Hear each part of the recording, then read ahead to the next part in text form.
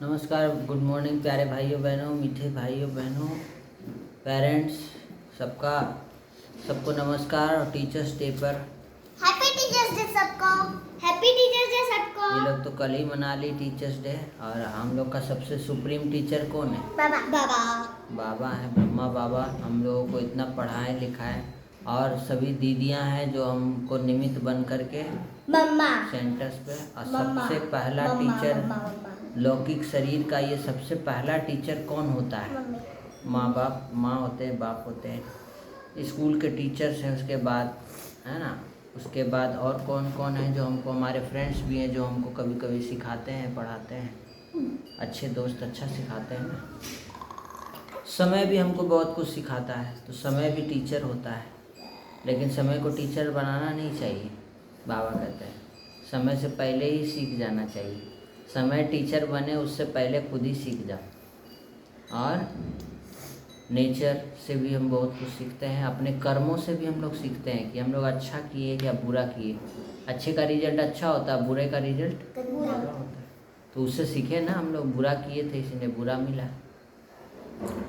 कल की मुरली से शांति अशांति दो शब्द थे ना। कल बाबा ने गुस्सा छोड़ने मना किया था, तो गुस्सा छोड़ा? गुस्सा नहीं किए हमने नहीं किए। हाँ, हाँ? गुस्सा नहीं किए। मीठे बच्चे, संगम पर तुम्हें प्यार का सागर बाप मिल, प्यार का वर्षा देते हैं, इसीलिए तुम सबको प्यार दो, गुस्सा मत करो, है ना। और अपना रजिस्टर ठीक रखने के लिए बाप ने कौन सा रास्ता? प्यार का रास्ता बाप बताता है। सदा श्रीमत पर चलो बच्चे, हर एक के साथ प्यार से चलो, गुस्सा नहीं करो। अगर कोई भी गुस्सा दिलाए, गुस्सा तुम पर गुस्सा हो, गुस्सा दिलाए, मारता है, गाली देता है, तो क्या करेंगे? क्या करो?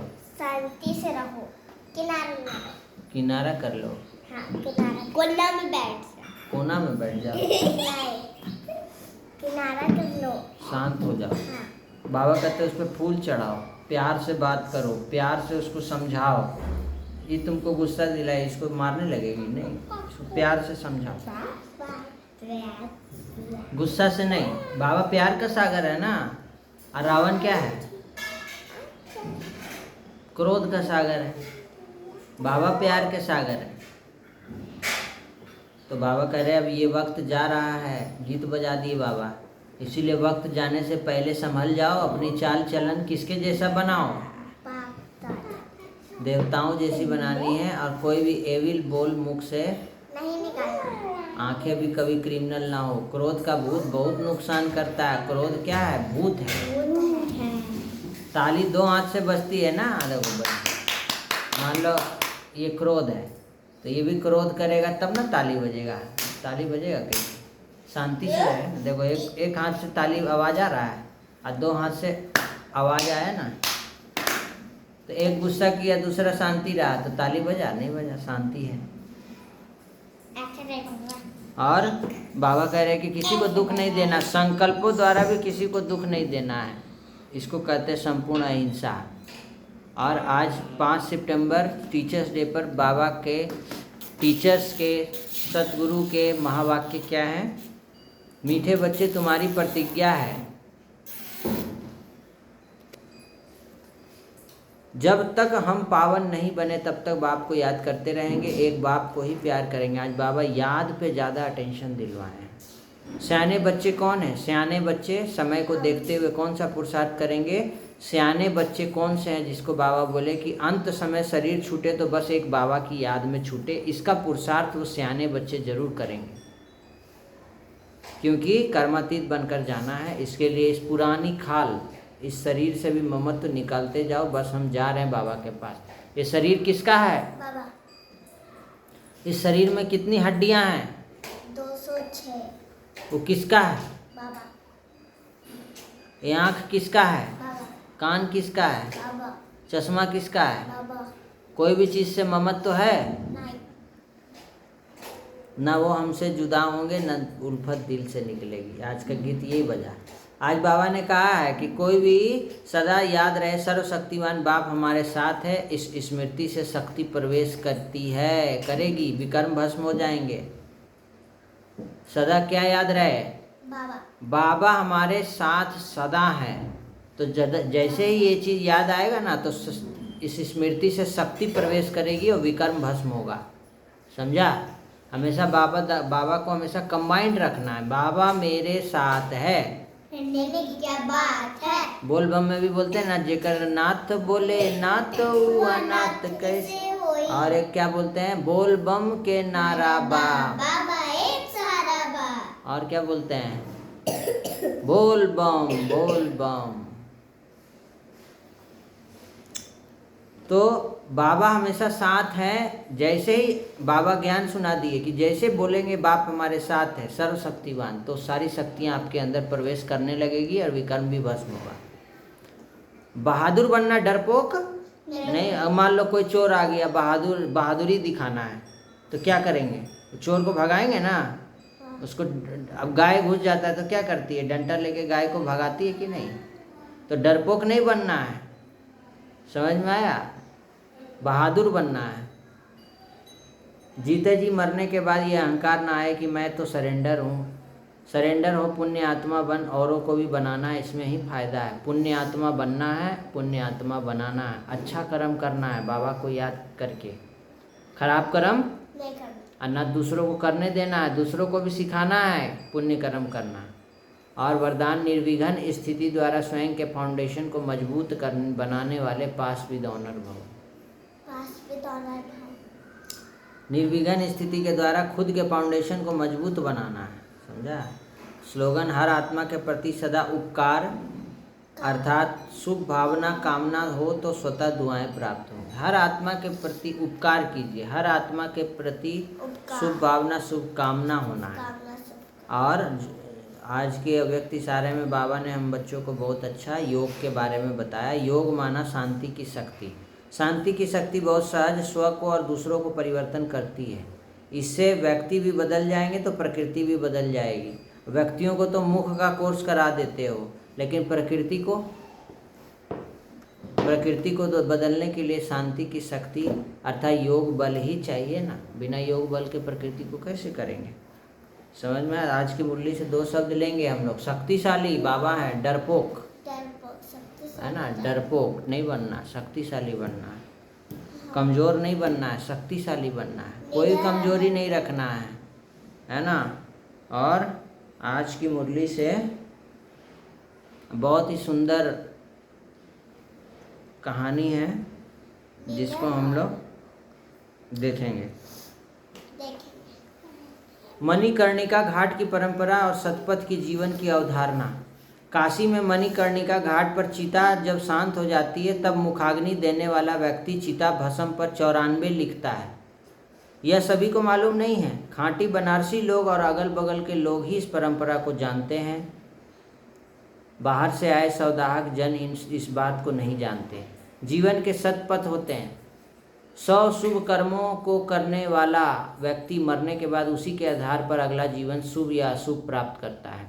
94 कर्म मनुष्य के अधीन है, वह इन्हें करने में समर्थ है, पर 6 कर्म का परिणाम ब्रह्मा जी के अधीन होता है। हानि लाभ, जीवन मरण, यश अपयश, ये 6 कर्म विधि के नियंत्रण में होते हैं। अतः आज चिता के साथ ही तुम्हारे 94 कर्म भस्म हो गए। आगे के 6 कर्म अब तुम्हारे लिए नया जीवन सृजित करेंगे। अतः 100 - 6 94 लिखा जाता है। गीता में भी प्रतिपादित है कि मृत्यु के बाद मन अपने साथ 5 ज्ञानेंद्रियों को लेकर जाता है। यह संख्या 6 होती है, मन और 5 ज्ञान इंद्रियां। अगला जन्म किस देश में कहाँ होगा, किन लोगों के बीच होगा, या प्रकृति के अतिरिक्त किसी को ज्ञात नहीं होता है। अतः 94 कर्म भस्म हुए, 6 साथ जा रहे हैं। विदा यात्री, तुम्हारे 6 कर्म तुम्हारे साथ हैं। आपके लिए इन 100 शुभ कर्मों का विस्तृत विवरण दिया जा रहा है जो जीवन को धर्म और सत्कर्म की ओर ले जाते हैं। अतः यह सूची आपके जीवन को सत्कर्म करने की प्रेरणा देगी। आइए बहुत ध्यान से सुनेंगे भाइयों बहनों, सभी पेरेंट्स, सभी बच्चे। 100 शुभ कर्मों की गणना धर्म और नैतिकता के कर्म देखिए कौन कौन से हैं। 1 से 20 तक। सत्य बोलना, अहिंसा का पालन, चोरी न करना, लोभ से बचना, क्रोध पर नियंत्रण, क्षमा करना, दया भाव रखना, दूसरों की सहायता करना, दान देना, अन्न वस्त्र धन, गुरु की सेवा करना, माता पिता का सम्मान करना, अतिथि सत्कार, धर्म ग्रंथों का अध्ययन, वेदों और शास्त्रों का पाठ, तीर्थ यात्रा करना, यज्ञ हवन करना, मंदिर में पूजा अर्चना, पवित्र नदियों में स्नान करना, संयम और ब्रह्मचर्य का पालन, नियमित ध्यान और योग करना। उसके बाद है सामाजिक 21 से लेकर 40 तक। ध्यान से सुनेंगे।